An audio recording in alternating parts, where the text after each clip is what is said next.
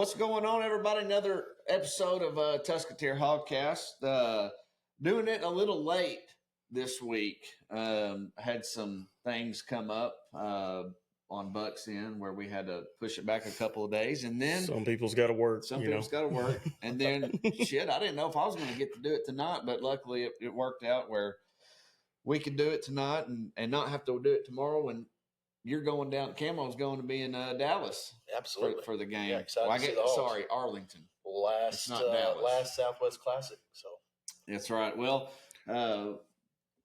again, thank you for following us. I don't know how to ever start this shit. So speaking of that, the Southwest Classic every week. If we win the trophy, do we keep it forever? How does that work? That's a good question. That's been a big discussion I've heard. I've heard that discussed too. They may move it to the home and home and just switch it. Whoever wins the home and home. I could see. I think the best thing is to give them both a trophy and write down on the trophy, engraved on, what year and who won that year and the score and all that. Yeah. No, I've been hearing a lot of that chatter as well this week and on the radio and what what I've also heard is each team gets a trophy, just make another one and just put on there like a plaque, like we do with the boot. And don't know if you can call it the Southwest Classic with it not being in Dallas, but may come up with a different name, different title. So Hogs pull out an ugly win down in Auburn, Alabama last week, 24-14 win. Little less fresh on our minds being Thursday instead of Tuesday. I think we can spend a little bit of time talking about that and a lot of time on the rest of the week and this weekend. But hey, we're 3-1. I mean, best. I just want to hear y'all say 3 words. I told you so. I was wrong. Well, because I was going to say that. If you're talking about my prediction, I made that prediction at the beginning of the year. And because I didn't know how good, Green was going to be and how we would mesh with Bobby Petrino. But it's looking like Bobby Petrino, even though he had a bad week last week and kind of the week before a little bit, he's got a sight set on A&M, I think, because he's a little agitated about how he kind of got fired there. So, yeah. Wanted to prove himself for sure. Yeah, but there is only one person here on the panel that's 4-0 on the prediction list here, and it's the guy on the right. Yeah, well, congratulations. I don't feel your enthusiasm. Well, I'm just glad you get a pat on the back if I could reach you. I'm just glad we were wrong last week and you were right. And, for sure. Well, you said you were hoping that. Yeah, I was hoping you would prove us wrong, and you did. There's nothing I can say to I told you so. I mean, I'm glad you're saying that. Yeah, no, I told you so. We are a little blurry this week on our live. I'm not sure. I've got everything off. So. Yeah, I'm not sure why, but we're a little blurry. We'll try to get that fixed as the cast goes on, but we have not changed anything. But it's fine. We've got Wes on there saying he picked the Hogs to win as well. And almost picked the exact score. I think Wes picked 28-17, and it was 24-14. So he was really, really close. Yeah, and Wes was close. And, I mean, thoughts on what Hugh Freeze said post-game, throwing his quarterbacks under the bus and, saying he could – if we play that game nine times, they beat us 9 times. That's a sore loser. That's a sore loser. What did I say? He's got a vendetta against the Hogs and really wants to win. But you said, why do you say that? That's proof. If anybody watched that game, just watched it and did the eye test. We were the better team. Yeah, we were the better team, even though they had a sucky quarterback and couldn't. They had a lot of quarterbacks. You know what I think it is? It's the Hunter Heave. Yeah, he was He was the coach at Ole Miss. Yeah, he hates Arkansas, and that's why he said it. He wanted to get under our skin, and beat us he probably did. He got under a lot of our skins. Yeah. Well, he was on the ref all fourth quarter. Yeah, I mean, you saw what Bo Nix said about him coming out. After he left, and said all that this week, I guess, but said that that man didn't help me, you know, and so. Yeah. He said he's got something that he's going to keep quiet and save for a rainy day. And So wonder what that is. Yeah, I wonder what that is. We'll probably hear about that in the future. Yeah, whatever. I imagine when he's out of college. Probably. Bo Nix. He is. Bo Nix is playing for the Right. Broncos. Yeah, that's right. Yeah, I'm sorry. I'm still thinking he's in Oregon. No. But yeah, I mean, still in question is Taylor Green's accuracy. I mean, we say it every week. When he's outside of the pocket, I feel a lot better. And then when he's inside the pocket's been collapsing on him. Hey, if you want to beat Arkansas, and you're gonna have to make them. You're gonna have to make Taylor Green beat you with his arm. Yeah, they're gonna start stacking the box. They're gonna start stacking the box, but I kind of like that because I think Bobby Petrino will pick that up and make those adjustments very quick. Well, the adjustments can be made, but you still got to pull it off. You got to make the throws. Right, but and he's 4th or 5th in the league in passing. Imagine if he had completed some of those balls he hasn't. He'd be second or better. Yeah, and here's what I was going to say: dropping the balls, Tyrone Broden dropping balls, which makes me question why are we targeting him instead of Tesla or Hogs? Broden's got to catch some balls this week. All I know is that's not on Bobby Petrino. He's not telling. Hey, I think Colt's calling in. He's not telling the quarterback. All he's got to do is join. Tell him to click the link that I sent him last week. Should be the same link. Anyway, so yeah, we'll get Colt on. Bobby Petrino's calling the plays and telling the quarterback, the first 2, maybe 3 options, all of them. But really, he's probably telling Green, if the first 2 ain't there, take off. Yeah. Because that's our best chance. That's our best chance. We're one of the best teams in the country on third downs. I mean, because one of the best rushing teams too. Yeah. So. Yeah, no, I mean, we might be first on third down, but I like our chances on third down. Yeah, I think they said we're first a lot better this year. Yeah. I mean, he's a lot faster than he looks. Taylor Green is when he takes off. So, But yeah, I mean, another interesting thing that I heard on the radio last week was Dan Hampton, a Hall of Famer. Dan Hampton. Okay, he's going to call in 5. Okay, so Colt's going to call in for Colt's Corner here in just a bit. My phone. But an interesting topic that Dan Hampton brought up last week that I heard was because we're trying to recruit every day, they got to recruit every single day. You've heard multiple coaches say it. You don't just recruit them one time. You got to recruit day in and day out to keep them there. We've got 55 guys out of the portal this past year. Yeah. Are our best players playing? I think so. But I think it's a good question to ask your team or to ask about your team, all the teams is, are your best players playing? Because you might have, your best receiver, playing, but then your backup is like, well, I'm not getting that many targets. I'm going to do what UNLV quarterback did. I'm just, I think it's a battle. And speaking of that, we're bringing this up every week. NIL, I mean, it's just ruining. They got to get a handle on this. I don't know how they're going to. Yeah. It has to be regulated. It has to be. I'm tired of talking about it. It's the wild, wild west in the NCAA. I mean, it's like you said, do what you want to do, pay who you want to pay them however much you want to pay, and promise them whatever you want to promise them, apparently, and not fulfill those promises. So, it's just a lot of wild, wild west, like you said. Yeah. Wes giving the defense an A for their performance last week. Absolutely. I mean, you can't ask for a former Auburn Tiger defense, player as our defensive coordinator to go in. I think they took it personal. And I think you did too. They took it personal. TJ Metcalf definitely did. Defensive player, SEC player of the week. He's from Alabama. Right. And he took that personal.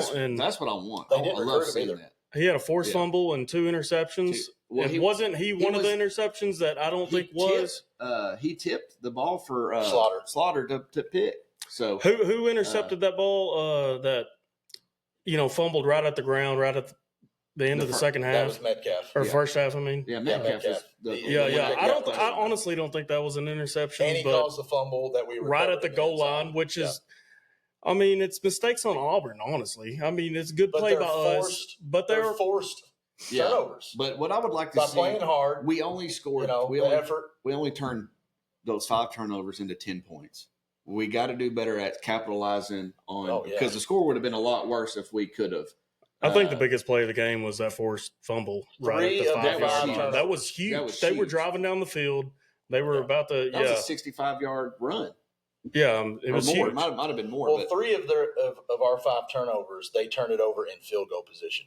Right. Yeah. So you got to think maybe possible touchdowns, but almost surefire field goals. Yeah. And that's 9 points minimum or and more. What did Hugh Freeze say after the game? He wants a quarterback that doesn't throw it to the other team or something like that. Yeah, we got he threw him under the bus. I mean, that's a sorry head coach. Important box to check. That's a sorry head coach to say that, though. There's better ways to say that. They've got Oklahoma, and I want to be done talking about Auburn, but they've got Oklahoma coming in to their field, their stadium this week, and if he hasn't lost the team already, when they lose this week, that team will quit on him. Yeah, they got to have. It'll be the Chad Morris effect at Auburn if they lose this week, and it might already be that way because they it's a spiral down this week. I don't know, man. Losing Arkansas, just like you say, it's NIL. People don't care about winning anymore.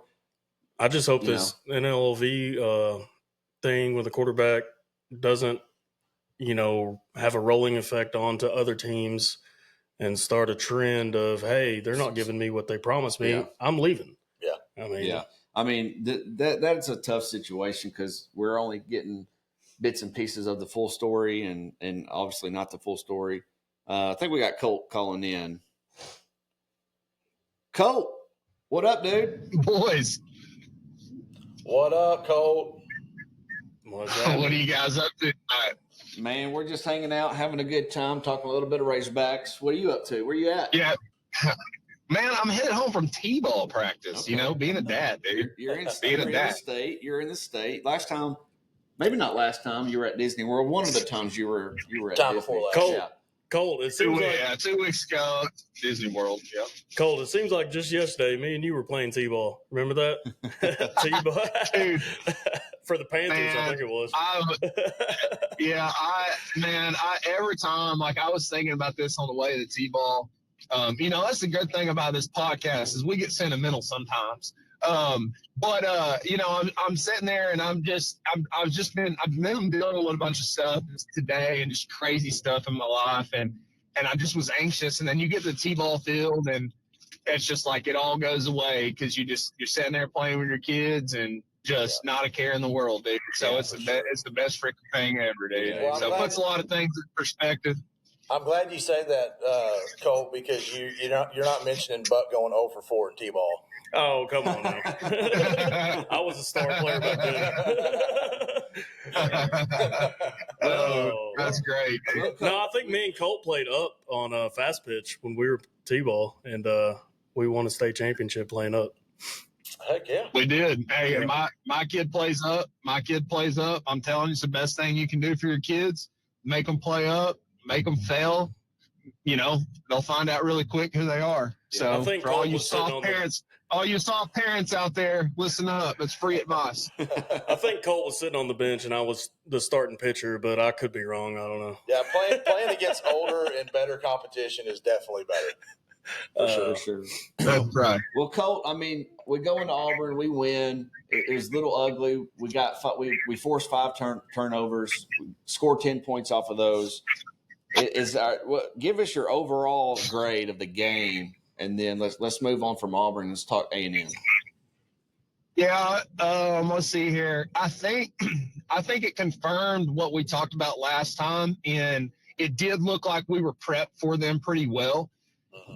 Our defense played great. I really like how we do. Yeah, it's like we did give up some chunk plays. That is concerning. However, I think we do a really good job of shrinking the especially zone. I think our D-backs, I really been impressed with our DBs, honestly. I really have. Yeah. And that's something to watch at. That's something to watch for because it is very difficult when a team's driving to do what they did and come up with big plays at big times. So that's encouraging, honestly, Colt, to tell you the truth. I've always said D-backs is really the hardest position, if one of the hardest positions to play in football, because you're out on the island, you're in space, you're having to make open field tackles, you're having to guard sometimes the most athletic guy on the other team, and to do that as a unit and to play like we're playing, I think they've been under talked about and underappreciated so far this year. They're coached up well for sure. I agree. And the defensive line to me we've got to get better. We've got to get better. And I think if that defensive line can find something and get a little bit more pressure on the quarterback, get a few more sacks, I think those DBs start standing out a little bit more too. We did that better this week though.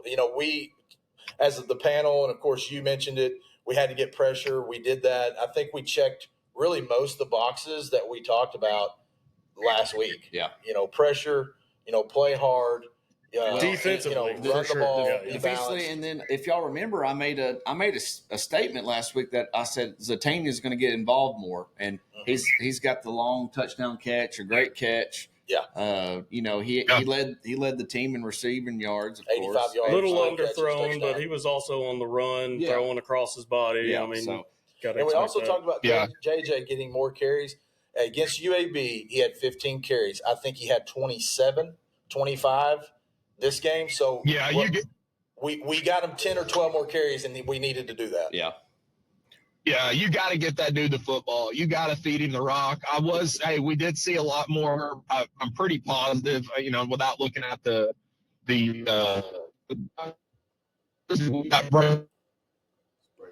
Yeah, Colt, you're breaking up. You're breaking up. I don't know if you're in a bad area. Might be in a bad area. I'm going to BFE. Can you hear me now? Yeah, a little bit. Where was T-ball practice? Where was T-ball practice at? Well, I'm in Cabot, but I live on these back roads, so okay. Yeah, I live on these back roads. But yeah, I think I'm over. I'm on top of a hill. I'm like Mike Murphy in Lone Survivor. I got to get to that sat phone. I got to get a shot. Great movie. How did Yeah. But offensively, I think when we get Taylor Green, when he gets outside the pocket, I think he's a much better passer on the run. I think he's so much better in space. We did have a lot of drops. I mean, you look at Broden. Hey, he gets open. Listen, he gets open. So at some point, he's going to be like Hot Hands Hanen on Little Giants, and you got to start throwing him toilet paper in practice. But you got to catch the ball, buddy. Well, that's only half of it. If you get open, great, but you got to complete the catch. So these last 2 weeks, Colt, what do you think is the problem, if we have a problem with our offense? Daddy? Here, what do I think is the problem with our offense? You think it's Bobby Petrino? Or you think it's a player specifically? No, I think it's a players thing. I'm gonna find. I think we'll find out a lot more in Texas A&M. I'm gonna kind of hold my thoughts to A&M. I just still think Green's got to get more accurate. For sure. It's got to happen.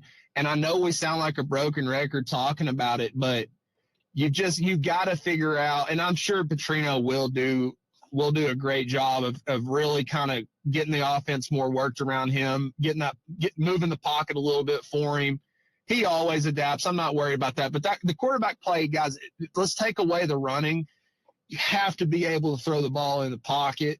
That's the one thing I see that really just stands out, that we've got to have more of a pocket presence. Yeah. Well, on offense. Knowing that he wants to get out of the pocket, you're going to send the two ends, left and right ends, hard up the line, kind of out to the perimeter to where you're going to try to contain him in the pocket, knowing that he's wanting to get outside. That's the way I would play it if I was a defensive coordinator.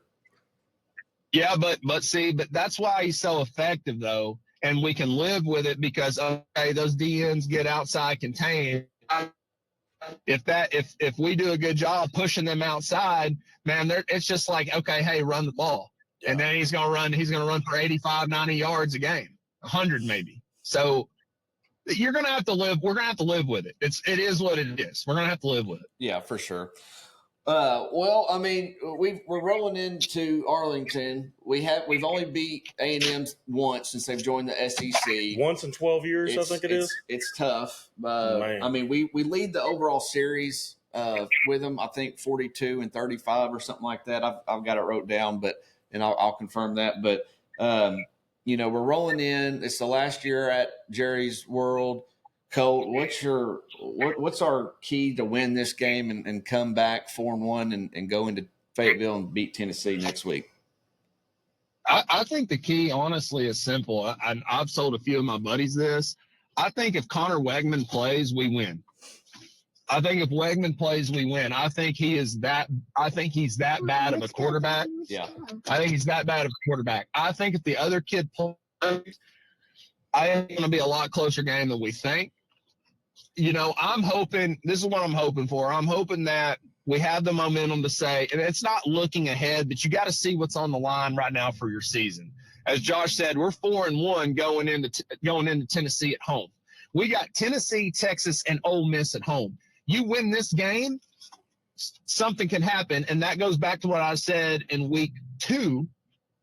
It's not 7, it's not 8, it's 9. Yeah. And you've got a really good chance of that. Yeah, you've got a very good chance. You're not saying we're going to win all 3 of those games, are you? No, but I think what he's saying is we have a chance because of beating somebody we're not supposed to. We're lucky to win one of those games. If we can get to 4-1. Yeah. We can beat somebody that we're not supposed to. I'm just saying we're really lucky if Texas, we win one of those. Yeah. But if you're Sam, you've got to get to Tennessee 4-1. We've got to get there. You're going to make more of a believer out of me getting to Tennessee and winning 1 or 2 of those games. I don't think we win all 3, but I think that solidifies LSU as a win in my book. It puts LSU as a win. It puts La Tech as a win. Seeing Vandy and Tennessee and Vandy and Missouri, I think Missouri is a bunch of frauds. We got Mississippi State. What happens if we win this week, just a close game, and then we get blown out 3 games in a row? Well, Tennessee's blown everyone out. Well, that's what I'm saying. So is Texas, right? Texas Ole Miss has too. Yeah. I mean, they've been blowing everybody out. So what if we get blown out by all 3 of those teams? What are y'all gonna think then? I think that's expected. I think everyone has pretty much chalked those up as probably a loss, hoping for a win, not a win. For sure. So it's not going to affect your opinions of the team.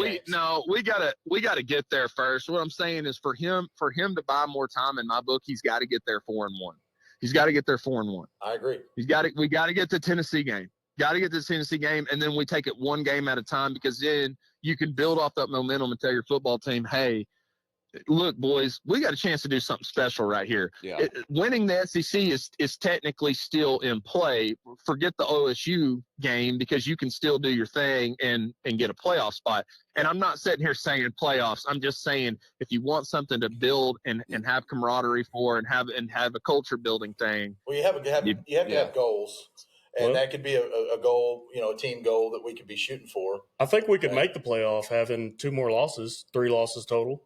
I think that's a possibility. If we lost to Tennessee, Texas, Ole Miss, and won the rest, we have a shot to get that 12 yes, spot. I don't think absolutely. Depending on what happens throughout the college football landscape. A 3-loss SEC team, mark my words, will get in the playoffs. Yeah, maybe not this year, but it will happen. Yeah, for sure. What do we have? 5 out of the 6 out of the top 6 right now? Yes. Yeah. I mean, that's saying something. That's saying something. So, that'll shake up. It'll shake up. But I think if there's any year to do it, our schedule is – now, I'm not saying it's favorable, but we have those teams at home. Now, we play crappy at home. However, I think you build up some momentum, and it can change you. Yeah. So I think it really can. Did you watch the Bowling Green game, A&M Bowling Green? Did you watch the game where they barely beat Bowling Green by 26-20? Yeah, I watched a little bit of it. See the highlights. So, in my opinion, if Bowling Green can stay that close, I think we've got a really good shot. I don't think A&M's a good football team. I think they're okay. I think they're going to be honestly, I think they're going to be just a touch better than Auburn. Auburn, to me, Auburn's always had a good defense. I was actually telling 2 guys that today. Hard. Yeah. You could see the difference in that game. They were flying to the football, hitting us very, very I think hard. our offense is going to have to play better this week than we did at Auburn and the week before. But I'm going to tell y'all this, and I'm going to leave it at this. I would never let my kid play for Hugh Freeze. Ever. 9 more Ever. games, they're Hey, Cole, winning 9 more times, Colt. What do you got as a score? Sore loser. He's a sore loser. What do you got is as a score, Colt, for Saturday? Mud Dogs are going to win 30-27. 30-27. Joe Montaigne. 30-27. Joe Montaigne is taking them to the victory. Joe Montaigne was a quarterback, you crazy idiot. Anyway, that's what I got. 30-27 Hogs. I was close last week. I was a touchdown off last week. And Ramsey maybe being the hero?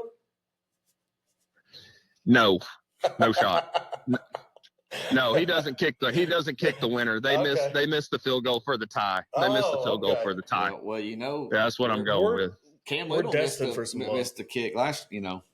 We're destined for some luck at this game. I mean, it's been unlucky after unlucky game. We're due. I'll tell you, if there's any stadium to get your kicking right, it's in Dallas because Brandon Aubrey is the Dallas Cowboys, boys. Maybe he could Speaking of the Dallas Cowboys, up and just put the Ramsey jersey on. Nobody will ever know. Speaking of the Dallas Cowboys, what do you think about them this year, Colt? Boys, it's hard. Here's your cue, Colt. Hang up. It is hard. They better beat the Giants. Where's the NFL? Hey, y'all think that I'm a big Sam Pittman fan? You should see how much I cheer for Mike McCarthy. Let me tell you. Dak Prescott, man, he's goated. Well, dude, it's not so much Dak, but that's a story for another day, in my opinion. But. Well, hey, Colt, appreciate you as always. Hope you're right on the W there. And, hey, go Hogs. Get home safe, Colt. Go Hogs, baby. Woo pig. Thanks, guys. Woo pig. Oh, Colt Harmon there, little Colt's Corner. I like what he said. I like the outcome. I've got a little bit different outcome. I'm feeling score-wise. Colt's a little more positive. Well, I will say this. He's not he's also driving home from T-ball practice, probably in a little bit better mood. Well, he's not as later in the week after the game happens, So, well, I'll tell you this. I felt something this week that I haven't felt really all year. I felt it a little bit when we were the Oklahoma State week. But I feel something crazy this week, and I've got a pretty bold prediction when we get to the review for this game and the cast. But I'm going to keep it at that, and got a little something up my sleeves here. So I think it's little Woo Pig Kiwi time, and I think Camo's got us got the questions, or going to provide the questions this week. So what's the score on this? I've got 6 guesses right. So I've guessed 3 times. There was one that you asked all the questions. How many right answers? Right. How many right answers does the total? I've got 6 total. So I've got 2 total. Yeah, I think I've got 2 as well. Okay, so it's 6-2-2. Yeah, y'all got some catching up to do. Yeah, and this is your chance because I'm asking. He's probably going to ask them super hard. Let's see. Okay. Google ready. All right. Question number 1: what team has the most bowl wins in the NCAA? Total? History. All time? Is it A, USC? Is it B, Alabama? C, Georgia? Or D, Penn State? Penn State. I'm going to go Penn State with back in the Joe Pye era. I'm going to go Penn State. You're wrong. It is B, Alabama. Damn. Alabama has 45 bowl wins. Number 2 on that list would be Georgia. 3rd would be USC, and actually 4th would be Penn State. I wonder how many bowl games they've won in the past 15 years since Nick Saban basically was coaching. Yeah, that's a good question. Probably at least 13 or 14. And actually, technically, Oklahoma, Texas, and Tennessee is tied with Penn State, but Penn State has a better winning percentage on the bowl, so I gave them the nod to give them the 4th spot. There you go. So Arkansas is actually 17, 24, and 3. We're around 20th on bowl wins out of the whole NCAA history. Yeah. Question number 2. What is the oldest college football team in college football history? Is it A, Yale, B, Princeton, C, Rutgers, or D, Brown? Yale. Brown. Wrong again. Both of us? Brown? What's Brown? I've never even heard Brown of it. University. Brown University. They're an Ivy League school. Don't tell me it's Princeton. BU. It is actually C. Rutgers. Rutgers. I wouldn't They have played in the guessed very, that. That's they crazy. played in the very first football game, November 6th, 1869. They have their university is 154 years old. Their football team is 154. Who did they years old. play? How close is that to Yale and Princeton? Because Well, I know they're they old. play- They play because They played Yale, but they were established before Yale and actually won that game November 6th, 1869. So being the first winning football team to win the very first NCAA college football So game. technically, I wasn't wrong. Well, they That- were technically established That's first. a half a point. Come on now. Rutgers by about maybe a month. That's You're a wrong. half a point. Yeah. We don't do half points. All right. What team was the first and only team in college football history to finish their season with 4 ties in a season? 4 ties with an overall record. Do we get a year on this? Yes. They finished their season 6-1-4, and it was in 1991. Is it A, Marshall Thundering Herd?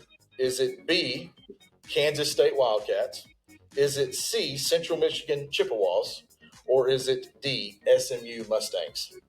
Man, that's a shot in the dark. I want to say it's SMU. I feel like I've read something. I'm going to about go with the SMU. Chippewas. That's a random Is that team. your final answer? That is my final SMU's answer. my final answer. Buck would hit There it you on go. the head. It was so It is random C. of a team. I had to guess that. So in 1991, the Chippewas tied 4 games, 6-1-4, in 75% of their games. 2 of their wins and the 4 ties were actually decided in the last minute of the football game. When Wow. did bowl games start happening in NCAA? Oh gosh, that's another whooping QE. I might have question. that next week. All right, Yeah. well, I'm going to look it up. So I thought you meant you had that, actually. I was hoping he'd know it. Question number 4. In 1995, this matchup was the last game in NCAA football history to end in a tie, because then after 1995, we went to the overtime setup. So the game finished 3-3. And like I said, 1995, A, Arkansas versus South Carolina. B, Stanford versus Fresno State. C, UNLV versus Arizona State. Or D, Illinois versus Wisconsin. Who was B? B was Stanford versus Fresno State. What was C? C, UNLV versus Arizona State. Sun Devils. I have no idea. I'm going to go B. I'm going to go A just because it has Arkansas in there. It is D. Illinois versus I'm Wisconsin. terrible at this. We are. And actually, a fun fact of this, their quarterback for Wisconsin played the whole game until the last 3 minutes with a lacerated spleen. He passed out on the sidelines. They had to bring the backup quarterback in Shit. and ended up in a tie. Talk about So- a defensive game. That's crazy. Yeah. Last question.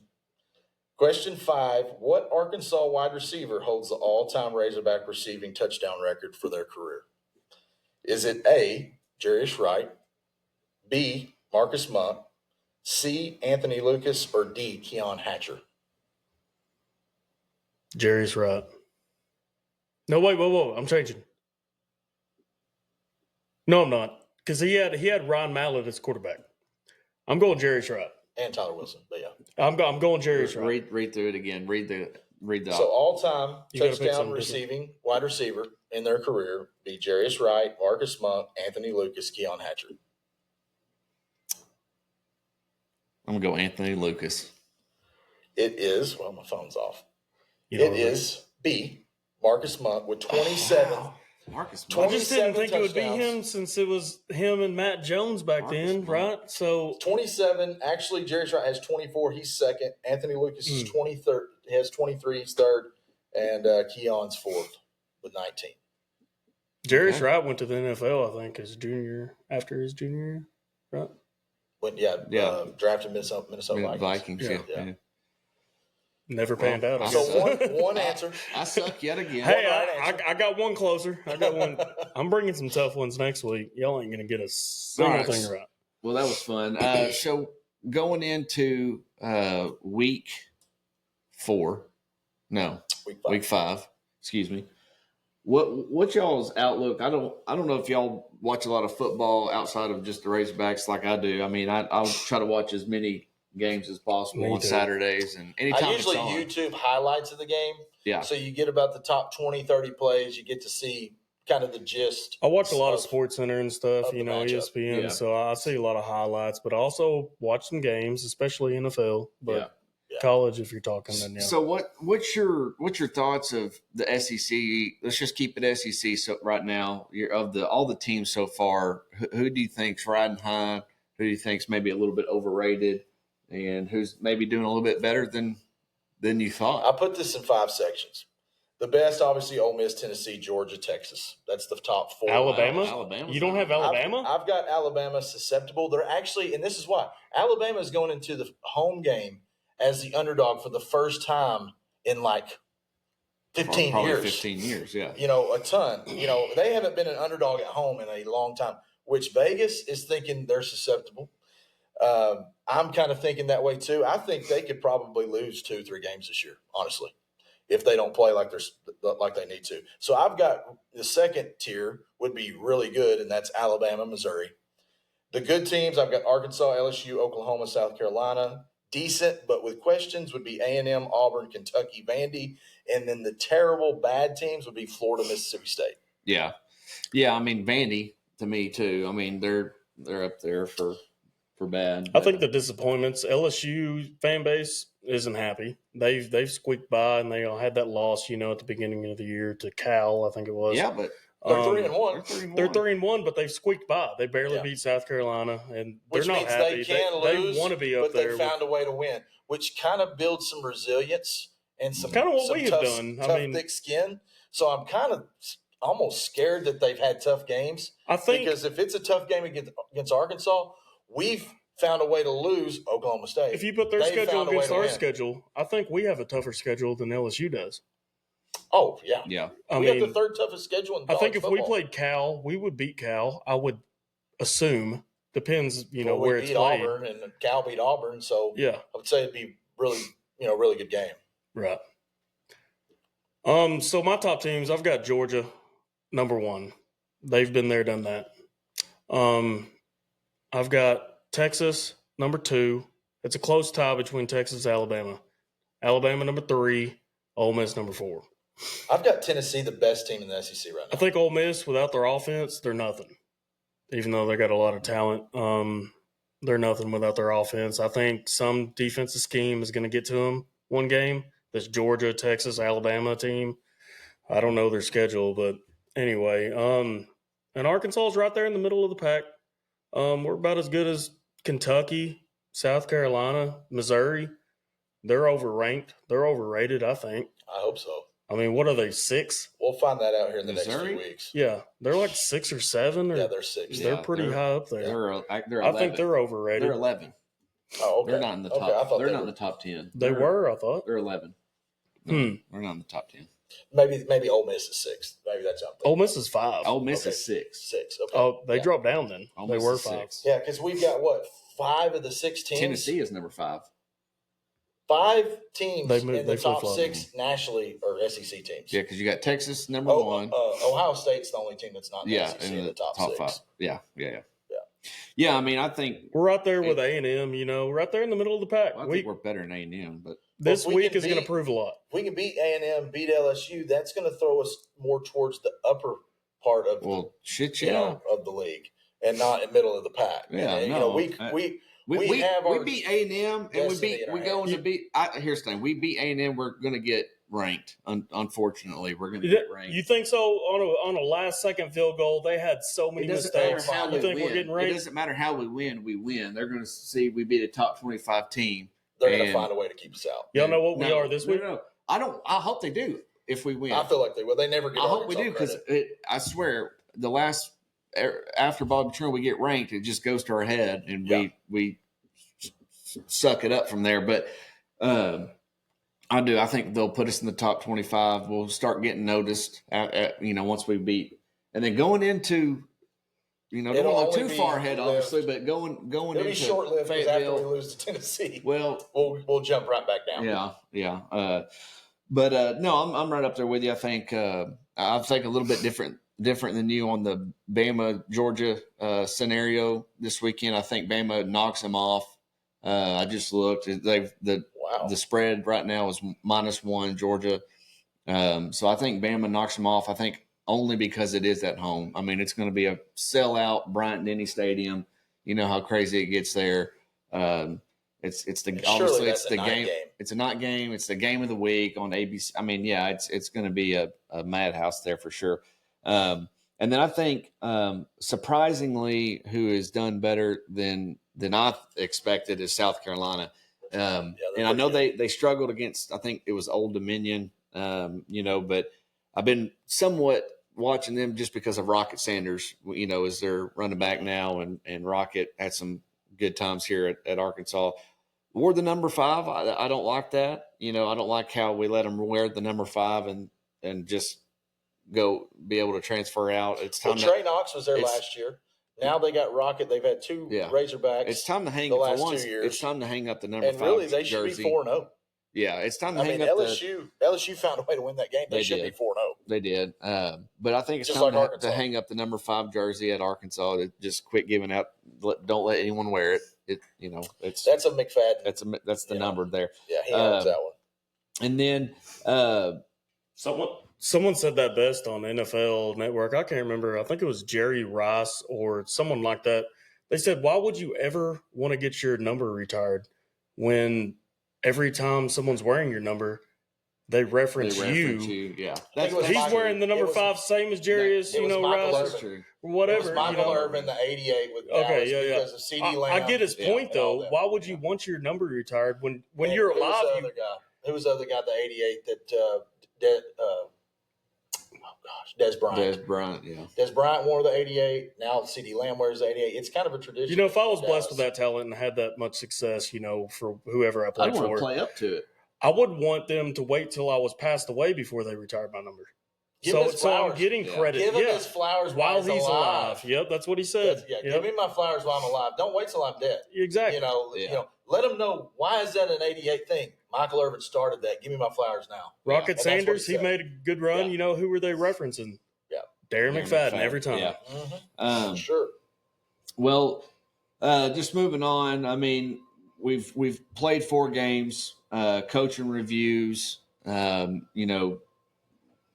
Petrino running the offense, T. Will running the defense, Sam Pittman running the whole show.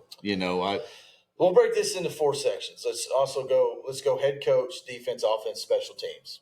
And I think an overall grade to it all would be a B-. I say Sam Pittman's probably a B+. T. Will's an A or A-. I wouldn't give him an A+ because obviously we've lost the game. Giving up some points, but I think he's obviously the best grade of all. I'm waiting on this last grade here. You're about to. Bobby Petrino, I would give him a B+. No way. He's an A-. He has leading rushing for the nation, SEC or whatever. I mean, he is averaging 41 points per game. I know a lot of those was in one game, and he's had a couple bad games. Well, the 70-0 UAPB skewed the numbers. Elevates those numbers. If we win 45-38 this week, you'll think otherwise. Well, then my B+ would jump to an A- or an A. I think it's Green adjusting to his offense is what it is. And then it's Scott not his Fountain, fault. I'm going to give him the lowest grade of all. I'm going to give him I'm going to give him a C+. I'll give him a C+. Special teams were a lot better at Auburn. This game. Yeah. We've played 4 games, and this game looked better. Yeah. The 3 before that. Can you blame him, though, for kicker misses? I mean, he's putting out the guy who's making the kicks in practice. If he's making them in practice, of course you're going to play him in the game. Good. Can you put that on the coach? Some of our coverage has not been the best. Have they ever run one back? We could say the same thing about Taylor Green, and I'm on your side with Taylor Green about his accuracy, but you can't do it with special teams and then say, "Oh, let's give Bobby a pass on how bad we play." No, that's what I'm saying. Taylor Green, it's Taylor Green's fault, not Bobby Petrino's. Same way with special teams. Have they? Well, I mean, you said last week you can't blame the coach for bad kicking. You gave the You can't blame the offensive coordinator, Bobby Petrino, for bad throwing. Buck, you can't do that. What was the question last week? What was more important, coaches or players? And you said coaching. And now you're going to blame the players. So blame the coaches like you were last week. Overall, it's coaching and the schemes, but it comes down to players making the plays. So what if they don't? But it's more important if you don't have the coaching, then the players are never in position to make the plays. Let me draw out this scenario. You work, and they hire somebody to train under you, and you got to train that person to do your job. You got to show them all the ins and outs of what the tasks at hand are every day. Okay. You say it perfect. You explain it perfect. Okay. And this guy fails. Okay. And he doesn't do it right. Are they going to blame you? Is the employer going to blame you for not training that person right? Or are they going to blame him for not listening? It depends what it is. If he continuously, messes up, then of course if it's a good employer, they're going to blame a little bit of both. But if it's one mess up, then you're blaming the person, not the teacher. But haven't you heard who trained you? But that's a lot different. That's a lot different. It's one-on-one there in that scenario. You're talking about a coach coaching 11 guys or more, for the backups coming in. I get what you're saying, but you're kind of, to me, contradicting yourself. It's from the what same you said thing. Last week. It's the you same said thing. It rides more on the coaches. Listen. What's wrong with our offense? Green's accuracy. Nothing else is wrong. Bobby Petrino can't fix that. He's putting them out there having wide open receivers. Same way with the special teams. What's wrong with our special teams for the most part? It was our kicking that lost us the game in Oklahoma State. You can't blame the coach for putting him out there because he made him in practice. But was it the kicker that lost us the game? Why didn't Bobby? The guy muffed the punt because people kept getting close to him. Why didn't Bobby Petrino go down there at the end of the first half and score where we get the ball back and go down and drive and score again and get up and not have to be? That's a Pittman decision. That's a head coaching decision. Bobby's running. No. Bobby is calling the play. Bobby was pissed last week. If you were watching last week, Bobby and Pittman had a very heated discussion because Bobby, at the very end of the game, wanted to kick the field goal, and Pittman did not because he's a bad word. He did. He's scared. He's scared. We had he's the game scared. won. We had the Pittman game was won, scared. Pittman was scared. He was. Okay. What if we muff the snap and they run it back? It was fourth down. And what? Fourth and what?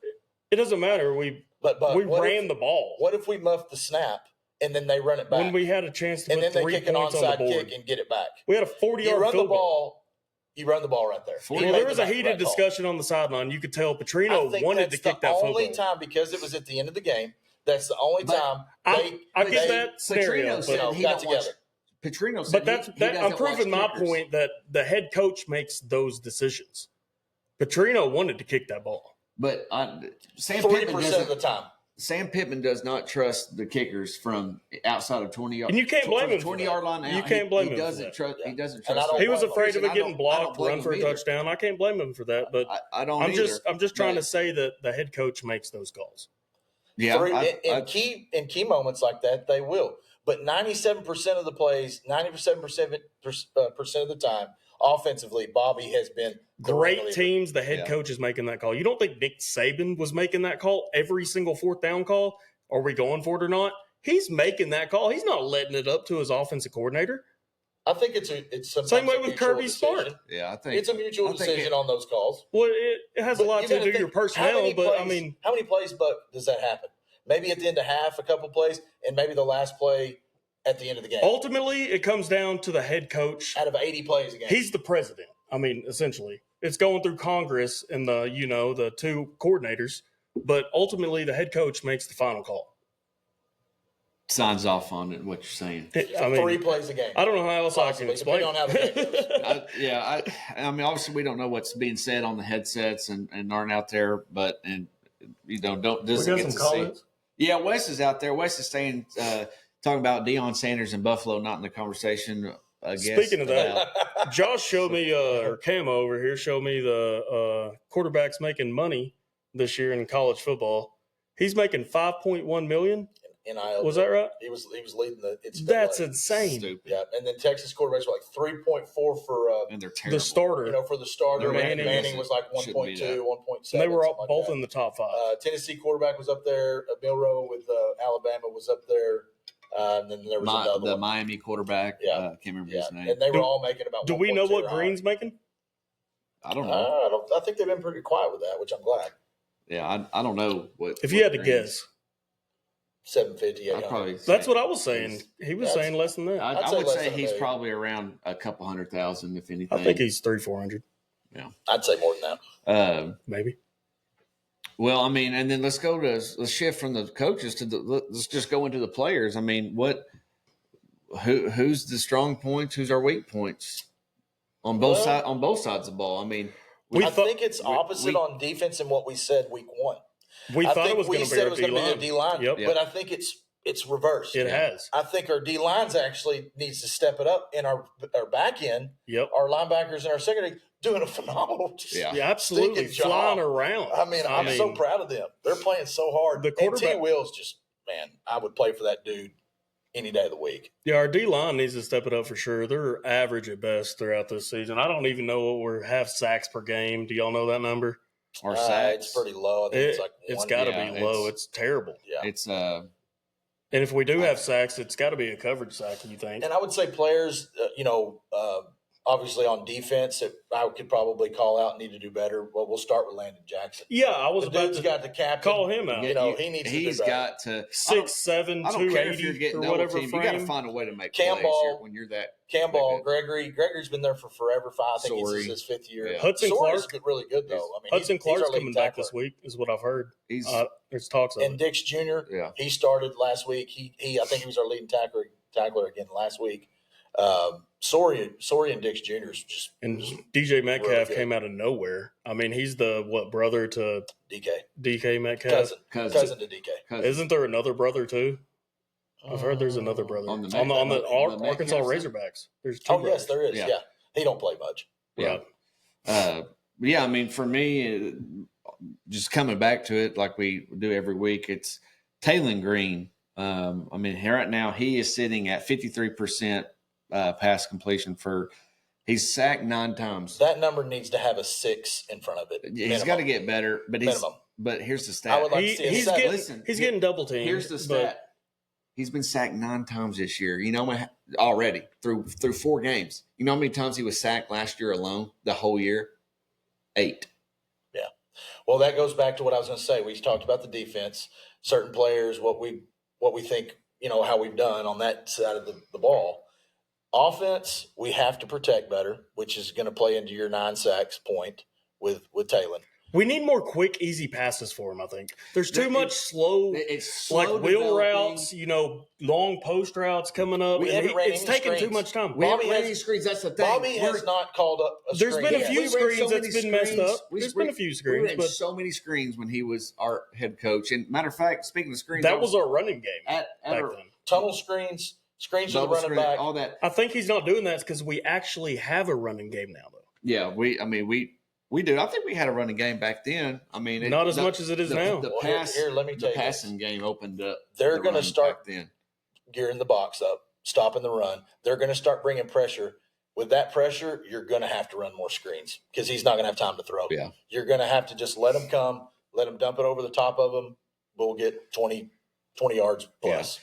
So what's the biggest key? I'm going to ask a question. What do y'all think the biggest key is for us to come in and dominate this aspect of the game in order for us to come out with the W against A&M? Against A&M. Oh, we got to dominate the line because their defensive line is good. They're specific. Like I'm talking like offensively or defensively. I think pick one side. I think it's offensively because I'm not. I'll be honest with you. I'm not with how well our defense is playing. I think our defense is going to shut down a lot of their stuff that they're going to bring at us. I think it starts in the trenches. I think it's all on the offensive side, and that's my bold prediction. I'm not going to go over it yet, but that's all I'll say for right now is that's That's my key. I would agree with Caleb on that. With the O-line probably being number one, we have to play well. If Taylor don't have time to throw and they're getting pressure on us, it's going to be a long night. It's going to be a long night.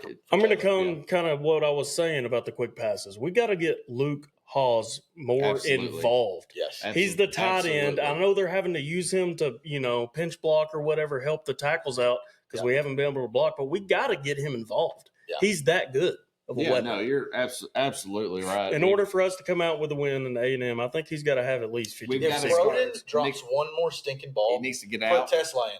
He needs to get out. I don't care. Tesla can't get open because he's slower, but he has better hands and he can catch it. He can catch the ball, and Bro's been targeted a lot. He's dropped a lot. I don't think the problem is us getting open. It's the problem is us protecting and him with accuracy. Yeah, accuracy, pass block, and all that, but which goes hand in hand. Yeah, it does. But I mean, back to the individual players. I mean, Jaquin Jackson leading rusher in the SEC. Armstrong. He's leading in yards. Is he leading in touchdowns? He's got eight touchdowns. He might first back since Madre Hill to have eight rushing touchdowns 4 games into the season. Rodney Hill's getting less and less touches every game.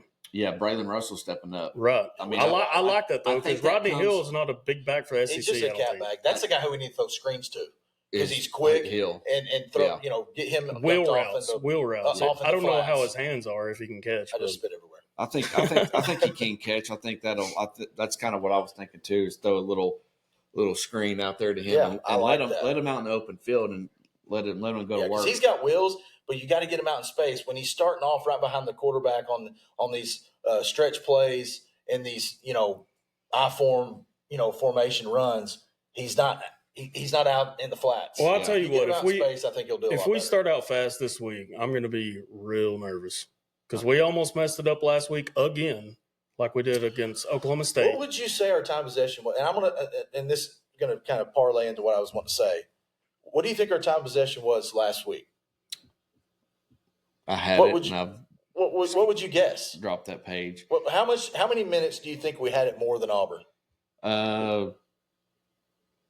I know it was like 12 minutes longer, I think. It's close to 15 minutes longer. Okay. It was 36 to 23. 13 minutes. Yeah.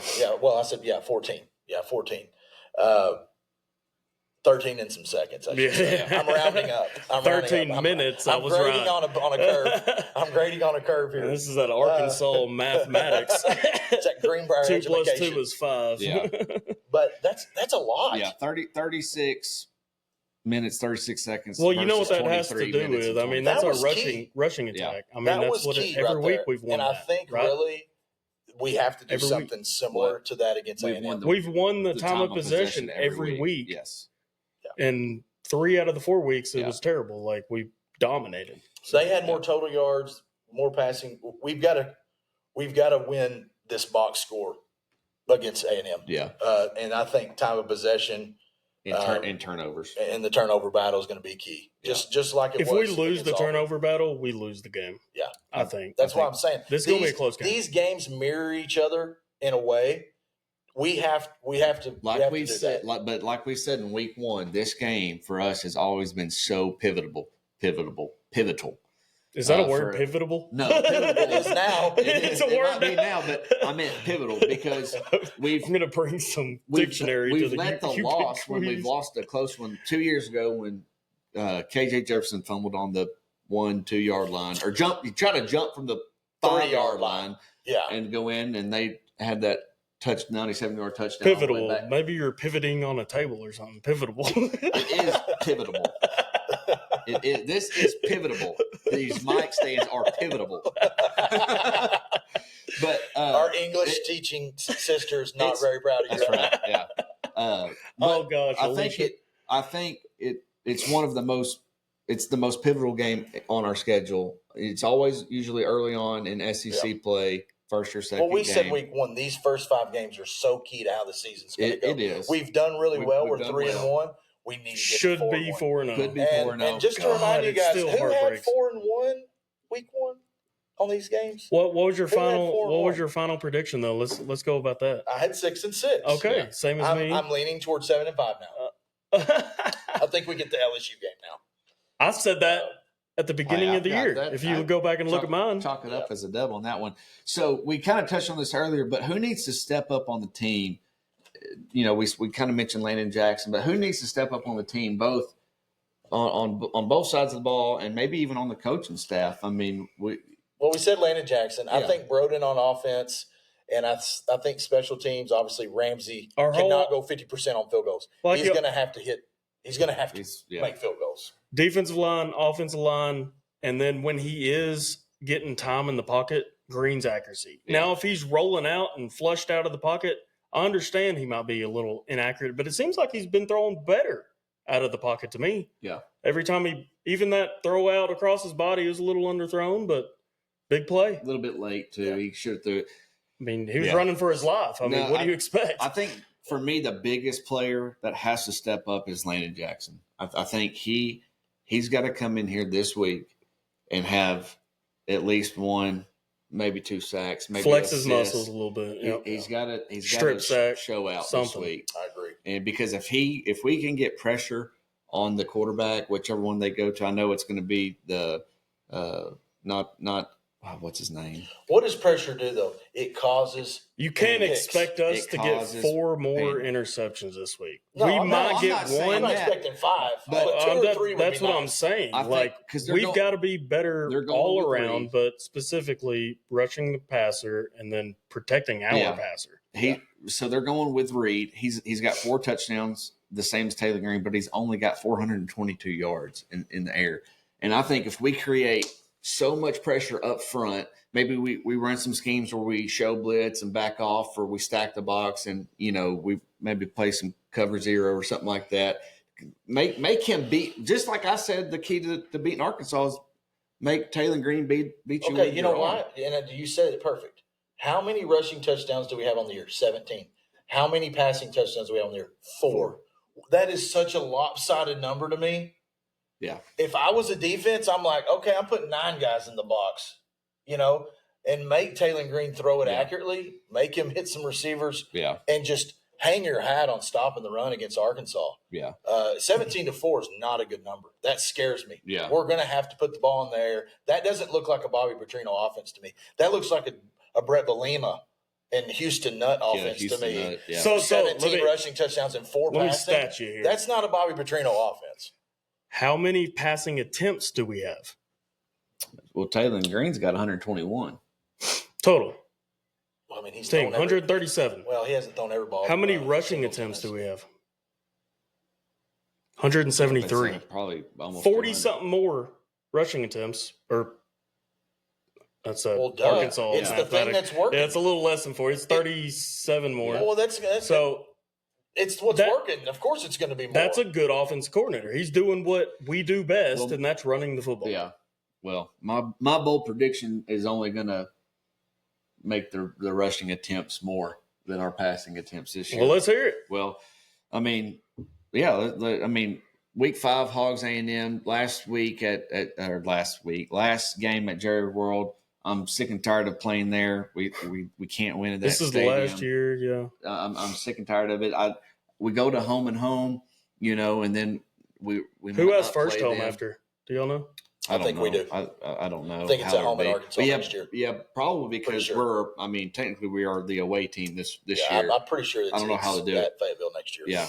Anyway, bold prediction. Well, if y'all remember, I had us winning this game in week 1. I have us winning too. And I had it at my score back then was 38-35, but I have changed it. I've told y'all this week I've been, I don't know, maybe I've been more invested in the team. Maybe the win against Auburn. Today, Junior.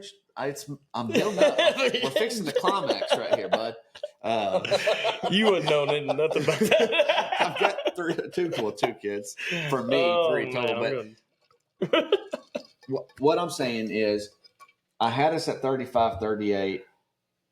We're gonna come out. We're gonna smack the shit out of them up front. We're gonna stomp their ass in the ground. I hope so. We're gonna win 41-21. We're gonna shut them down on offense. Our defense is gonna be. I almost said the F word. Yeah, no, It's you gonna said be- you said it 'cause I'm getting backwards. You fucked. said shut down them No F on words offense. We're on gonna the shut- Tusketeers podcast. Yeah, I almost said it. I'm sorry. So why do you think we're going to dominate like that? What have you Because seen? I think our Russian attack is Colts. I think our Russian attack is going to. I think we're going to have 275. You don't yards think on- they on the have ground. talent enough to say they're running the ball? Let's make them pass It's it. not about. I think they do. I'm not saying they don't. We do too. I'm saying it's about playmakers, and I think Jaquin and Jackson and Taylor Green on their legs. It don't matter how good you are are. going You to- put Emmitt Smith back there. If you got 8 SEC people in the box, a good SEC team, I think it doesn't matter. I'm just So telling you. 41-21. 41-21 Okay. with 275 yards on the ground. That's like I said. I was right about Zidane last week. I'm You hoping called- I'm right this week. I hope you are, man. Here's what I do when I make my notes for this. For our podcast, I write down what I feel like is coming to me. Yeah, it comes naturally. Comes to me your gut. naturally, to my gut, and I try not to use. I do the same thing. I try not to use Homer mentality when I do this because I've got losses obviously on our schedule, and one of the losses I've got a pretty bad loss. Yeah. I'm not. Well, gonna, you mentioned not gonna Satania. Good wide receivers make a quarterback look good. Yeah, but here's why I'm saying my bold prediction, and then I'm going to shut up and let y'all talk. But what did you said what we had a what on our shoulder last week? Chip We on had the a chip shoulder. on our shoulder. I think we're going to have a chip on our shoulder this week too, because for once the last game, we're tired of freaking losing to A&M. All right, it ends now. But you know whose dad is on the A&M coaching staff? Not football, but is a coach, and it's a dad. He's one of our prominent players. Is a assistant track and field coach for Texas A&M. Have no idea. I just want to say that your whole rushing thing, we're just going to run it down their throat, basically. We're going to freaking run it down the throat. Notre Dame, their first game, they lost. Notre Dame only had 47 rushing yards. Notre Dame is terrible. Their last game against Bowling Green has 40 rushing yards. Bowling Green's terrible. Against Florida, Florida's rushing terrible. Well, I mean, you're giving me no. But every game I look at, I mean, the other team has less than 100 rushing yards. That's saying We're something. a better rushing team than any of those teams. Any of those teams. I understand By that, far. but By far. are we going to dominate like he's saying? Because we're a better rushing team, so. and we have 3 running backs that's good, plus a rushing If quarterback. they know our weakness, I think Caleb's on something. I really do. I hope he is. I but say we have over anyway, 200 yards rushing. We're going to have to pass the win. I say we have 200 yards. I think the opposite. So the player's dad, who's on the A&M coach staff, is Isaiah Satania. Mario Satania is the assistant track and field coach. I think we're going to have a chip on our shoulder. I think he was on just on drive time earlier this week. He's on there every week, and he was like, they're like, I think Randy said, "What do you like about A&M?" Then if your dad's there, he's like, "Hell, I don't like nothing about A&M," and just between that, just my dad's job. And I've had a little bit more to think about. Since we're doing this on Thursday, I've had a little bit more time to think and process. I like what Petrino's saying. I like what Sam Pittman is saying about practice. I listen.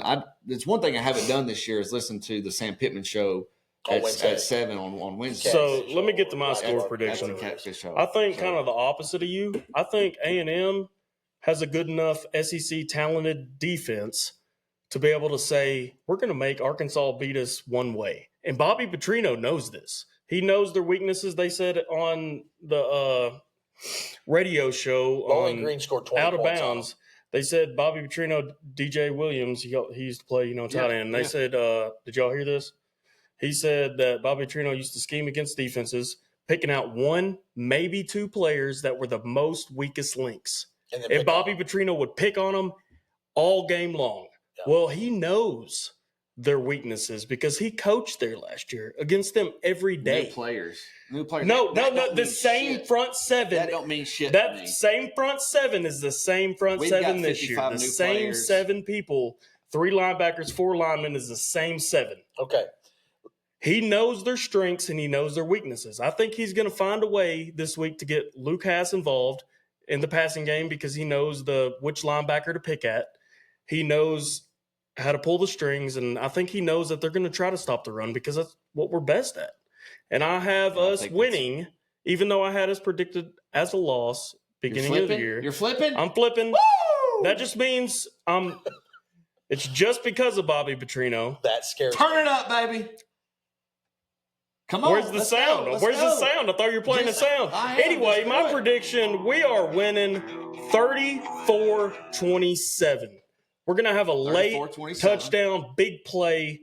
I don't know who it's going to be to, but it's going to be either Taylor Green running, and if we do have a good running week, it's going to be all quarterback rolling out of the pocket. He's going to find ways to get him out of the pocket and get him some open You're receivers. giving Jaquin Jackson no love. But. No, I am. I love him. He's still going to have close to 100, if not over 100. But that's not going to be the reason we win. Okay. He might have 25 rushing attempts, and we're going to try to do it, but they're going to make us pass the ball. Yeah. And you're saying we're going to pull it off. We're going to pull it off. We're going to actually execute because of Bobby Petrino, we're going to pull it off. Okay. Well, I think you have valid points. I think you both really bring I'm up just some glad really you good have a points. win and that you flipped. Well, I'm flipping. He went against his gut last week. Now he's learned his lesson, so now he's doing what he should have done last week. I'm going with my heart this week. My mind's saying even we're going to win because I'm looking at it on paper. We have more yards per game. Our defense looks better. Our quarterback looks better. Our running back looks better. We look better in every category almost. So yeah, that's going to play into what I say, because I'm going to say three things, and we'll start with what you were saying. I think because of the numbers, I think our team. I think we have better coaching staffs that can make better, good halftime adjustments, more experience, in-game adjustments with what they're bringing to the table and how they're going to play us scheme-wise, and try to pick on either a player or the way they're choosing to play us, and then kind of, do the opposite. Whatever that is, pass, run, I don't know what it's going to be. Obviously, I think they're going to try to stop the run. We're going to have to, be successful pass-wise. But, in the middle of the game, that can flip really quick. What you do first half don't mean what you're going to do second half. Yeah, sure. It could look like two totally different ball games, from half to half. Oklahoma State, look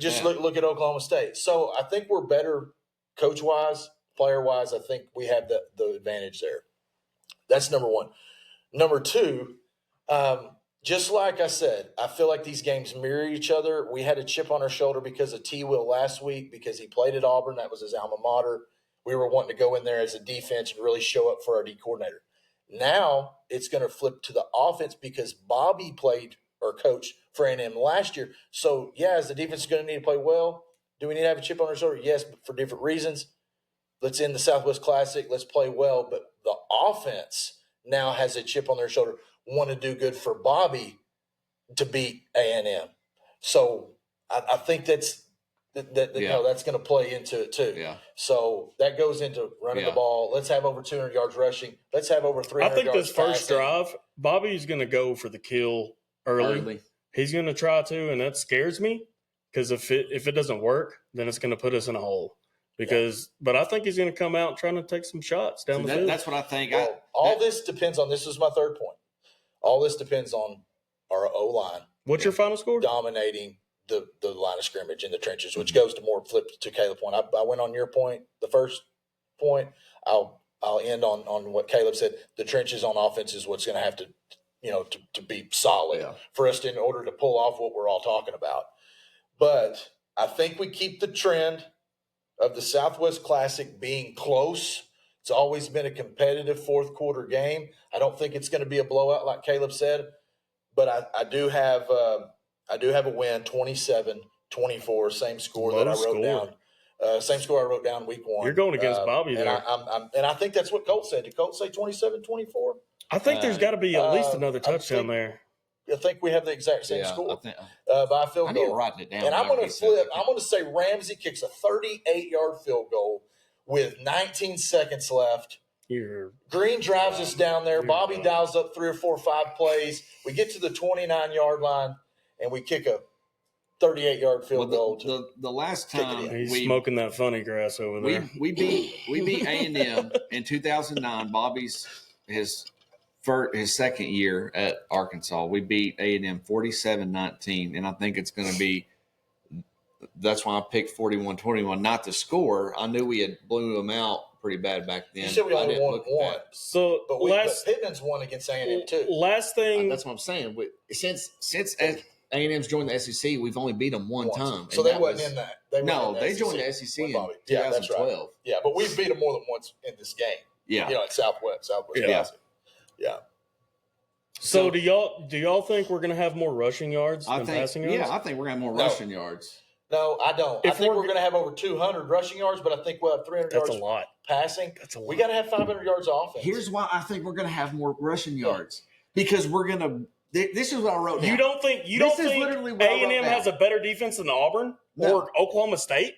It doesn't matter. You're not getting my point. What I'm saying is we're going to have playmakers. Our playmakers are going to be better than their playmakers. And what I wrote down is we're going to run all over their ass. Is that where did you run? We run all over they ass. That's actually exactly what he wrote down. Because that's crazy. Here's what's going to happen when we get in the red zone. Then they're going to stack the box. Yes, they're going to try to stack the box. Is that a peach outside of the red zone? But we're going to get in the red zone, and then guess what? We're going to find Lucas. We're going to find Tesla. Armstrong's going to catch some touchdowns for us finally. We're going to have a complete game. Right. This is what I'm saying. We're going to put together a complete game. We're going to go out there, and we're going to finally I think A&M embrace the hog all the way around. I think we're going to win. You're too hyped. Because I've got the feeling all week, dude, and I've never felt this way this year. You're too hyped. Too hyped. With the talent we have, understand that. But you got to think of who we're He's playing. on the bandwagon. A&M still has great talent. But they're overrated. Maybe more talented than us, just not at the most important positions. But they might be overly talented, more talented than we are at the front seven for sure on defense than our front seven right now than they're playing. I will say this. I think defensively, they're this much better than Auburn. They're good enough to make us one-dimensional if we're going to beat them. A&M is this much better than Auburn. And if they were smart, they would make us pass. Defensively, A&M is this much better than Auburn. Offensively, I think they're worse than Auburn. No, I don't think. How can you be worse than Auburn? That was terrible. Well, I think I could have went out there and played as good as them quarterbacks. I think if Thorne would have played the whole seriously. game. If Thorne would have played the whole game, we would have don't throw a pick. Just, something. So since they've joined, it's been 12 games since A&M, or 12 years since they joined the SEC. The 12 games, 6 of the 12 games have been one score or less. It's always close. That's what I said. We're gonna keep that. But trend. I think we're one thing we got to remember this. We've got a W across the board. That's what I was about to say. I like to see for the first time. For the first. Well, let's remember UAB, this. UAPB, UAB, and I think those only 2 weeks we've had. We were all. Remember this energy. If we come back and barely win or lose next week, I'm going to bring this up. If we I've win, got us barely winning. If I'm right, not. I'll bet you. If we have over 200 yards rushing, Green has 80 of those. You're probably right. I'm not going to disagree. He's got to. That he has about every You think game. Jaquin Jackson that's and what I'm Braden saying. Russell's going to get 270 275 yards by themselves? No. Well, you were just talking Jackson up like he's. I think Jackson's going to have a majority of that, but he's going to have for us to get to 200 yards rushing, Buck. That's 120 for JJ and 80 with Green, and that's not even counting Hill or Braden Russell. I'm thinking like it's pretty. What's easy your to get passing to 200 numbers? You think we're going to get? We play them. I mean, I think we'll probably have a couple hundred. I'm not saying we're just going to have 100 yards. You said we're going to have more rushing yards, though. I think we're going to have more rushing yards, but I think we're going to have probably around 200 passing yards because what I'm saying is we're going to have short passes. We're going to nickel and dime them, and our bust-out plays are going to be That's not Green's play style, though. That's not Bobby Petrino's play style either. Nickel and dime. He takes shots. But we haven't played Bobby Petrino's all year. Because we don't have the pass protection. But you got to think of how this game's gone, guys. There's always been we get 30, 40, 50 yards down the field, drive stalls. They get 30, 40, 50 yards down the field, the drive stalls that are a field goal, and then it's slow rolling. And, this is the way this game's gone.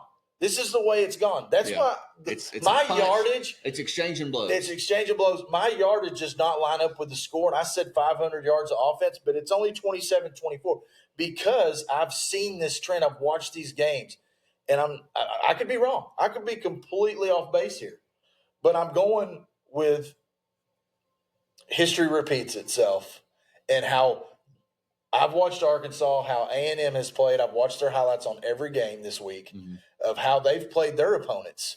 And I'm really thinking that we're going to exchange blows. We're going to have some stall drives. They're going to have some stall drives.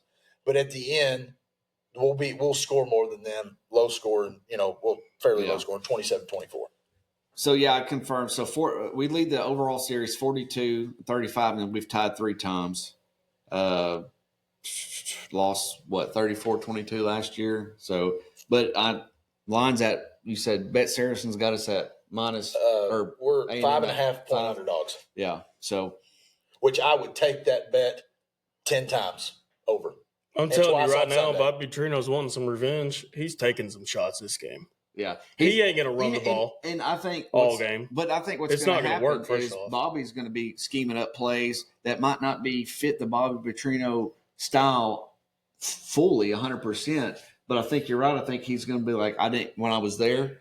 Jimbo Fisher, who was at the touchdown club this week. I hadn't watched. I don't know. I watched. I just thought of this. Very good. Did he give a score? Awesome. Did he say, "Hey, good luck"? Or Oh no, I don't think he gave a score position. I think he kind of played the middle ground between A&M and Arkansas. I think he really bragged about Arkansas. He mentioned Darren McFadden was the best back he's ever faced when he was at Auburn. When he was with Auburn. It was really. I was going to say LSU, but that was. I'll say this to kind of combat how I feel like A&M is going to play us, and this is just something that I really think is going to happen. Coming to my mind a few seconds ago, they're going to be aggressive. I think we've struggled blocking in the empty set. With 5 wide receivers, 3 and 2, 2 and 3, however we do an empty set with no running back in the backfield. In order to combat their pressure, you're going to force them to put more D-backs on the field to guard our wide receivers. We're going to spread it out wide, and we're going to try to get Talon to get it out of his hands a lot quicker with more receivers on the field. That's going to happen. And those quick passes. And then we're going to go to the running game. Remember back in the day, Ron Mallett, a lot of them touchdowns, quick slant across the middle. Boom, Jarius Wright, 80 yards. Yeah. But it was a quick 5-yard pass, but it was a touchdown. I bet you will see more empty sets this game. So let me make this point before we wrap up. That would be good for my bowl. So our rushing yards. But we'll go back to the run. Yeah. But I'm saying when we pass, it'll be an empty set. I've got to make this point. Our rushing yards, our rushing team, our rushing offense is great. Right, we have a good rushing attack. Y'all would say that. Okay. Yeah. That means we're rush blocking good. We're run blocking very well, but not pass blocking well. But it's kind of blocking is blocking. It's a little bit different. I played O-line and D-line. I know it's a lot different of the D-line and O-line. You take the aggression of them when you're running the football. You create the contact. You're going forward, rushing the football. When you're not letting me finish my point. You're on the defense. Yeah, you can't go forward. You're just trying to contain them. But you're still what? You're still blocking them and preventing them from getting to the player behind you. You have to use your feet more in pass blocking. Run blocking, you're just firing off the ball. But run blocking, you're also moving them. You're going forward and you're moving them. You're the aggressor. What I'm saying, there's no reason why we couldn't be good in pass blocking because we have a quick O-line, and that's a fact. We have a very fast O-line, which comes back to your point, I think, Josh, of throwing more screens. But I think maybe we should throw more screens or, do quick passes to help out our O-line. Pittman has said he's watched the film against Auburn. The reason why we didn't pass block as well, even in the last couple of games. We're missing assignments. We're missing assignments. But also all. The schemes of trying to hide the mic. And because what does the center do? When he gets up to the ball before he snaps, he's finding the mic linebacker. Because once you find the mic, these two guys, the right guard and the left guard, or right guard and right tackle, know who to block. And then the left side. We're talking about the O-line right now, right? Who does that fall on? The O-line coach. Eric Mateos. Okay. Who do you think's over the O-line more than him, though? Eric Mateos. That's false. You know the answer. You think Pittman is coaching the O-line more than Eric Mateos? Then who's over the offense? Pittman is more controlling over the O-line over any other aspect of our team. But you say the same thing. He's over the offense total. He's over Bobby Petrino. He makes the final calls every time. An important decision he's making because it's his job on the line. He's making the most money. If you think he's the head coach. I think he focuses more on the offense line. Pittman has his most fingers than Eric Mateos. I never said that. I said Pittman has his hands in the O-line more than any other position on the field. Yeah, I would agree with that. Okay, then. So why doesn't But it can't. We've had a terrible O-line pass blocking this entire season. Why hasn't Pittman fixed it? But you can say the same thing with Bobby Petrino. Who's got his hands on the quarterback more, Pittman or Bobby Petrino? Petrino. Then why is Taylor Green suck? Because his accuracy sucks. Then why can't Bobby Petrino fix Because he can't have time in the pocket because of who? Pittman. You're just contradicting No, yourself. I'm not. That's all Listen to what I'm saying. I am, and you're contradicting Petrino yourself. can't coach the quarterback to have time in the pocket if he doesn't have the time. Well, time out. This is what it sounds like you're saying. Oh, my God. It sounds like you're saying you want to blame Pittman for the O-line woes, but you don't want to blame Bobby Petrino for Taylor Green's woes. No, time out.